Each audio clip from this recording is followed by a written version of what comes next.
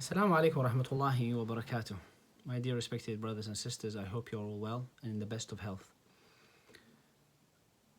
In my previous video, I spoke about the importance of putting together a will and making sure the will is there.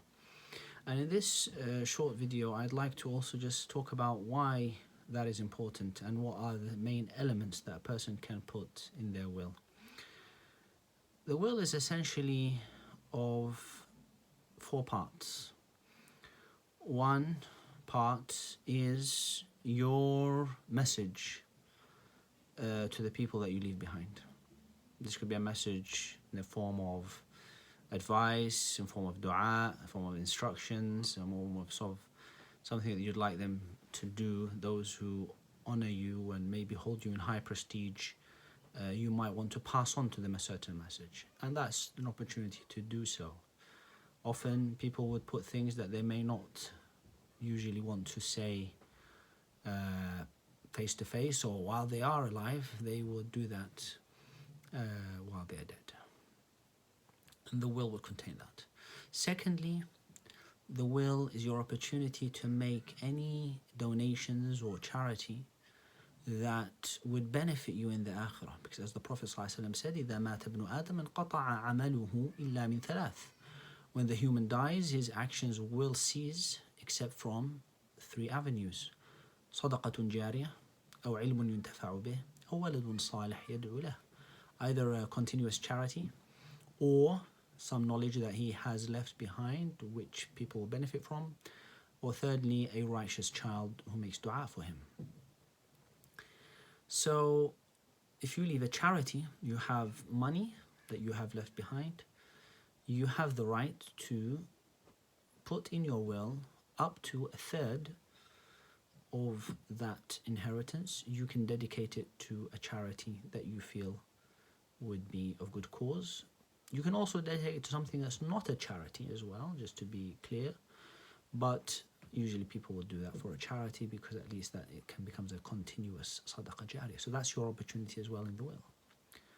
The third aspect of the will would contain instructions in terms of how your money is going to be divided. Now, in Islam, we have set rules for inheritance and who takes what, but you can also specify certain things that may not be known, or to make it clear. In this current scenarios, wills are important because there is what's known as a default position that the government usually will take. It's important that you clarify how the money is spent, otherwise all your inheritance would go to your spouse, your legal heir, if you were to die. And lastly, in the will, it's an opportunity for you to clarify things that may not be known to others. In addition to the money that you have left, there may be other aspects that you need to be clarified, and this is the opportunity to do so in a will. Maybe you want to clarify exactly what is owing, the money that is in your bank account. Maybe some of it belongs to somebody else. Maybe you have money that you have left with somebody else. If anybody owes you money, or you owe somebody money. So this is the opportunity to write this in the will as well, so that people are clear about this. Because one of the biggest headaches for any family to deal with after somebody dies, and may Allah subhanahu wa ta'ala give you all good life and long life in His obedience. But the reality is that one of the most difficult things, painful things, is to have to go through disputes between families because things were not clarified.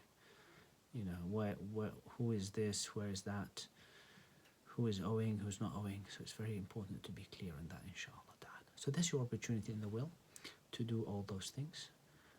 And when you leave your family in a state where everything is clear and clarified, then inshallah there'll be less of that issue to look at should you pass away, and may Allah subhanahu wa ta'ala preserve you.